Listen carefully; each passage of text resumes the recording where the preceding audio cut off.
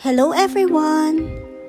Recently, I heard from somebody that traveling only gives short-term happiness. But for me, traveling isn't just about taking photos or having fun for a few days. It changes the way people see the world.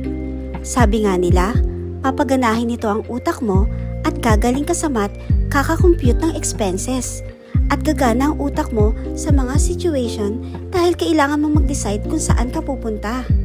Pero bubusugin naman ito ang puso mo dahil sa long-time happiness na ibibigay that will last forever. Kaya those memories don't disappear when the trip ends. They influence your thoughts, values, and perspective. That is why I am encouraging everyone to travel to different places with their loved ones because shared experiences help build deeper understanding, stronger bonds, and lasting memories. At para sa mga taong mahilig mag-travel katulad ko, enjoy the moment. At para sa mga taong hindi pa natatry, sana ay mag-try din kayo para maiba ang inyong perspective sa buhay. Enjoy!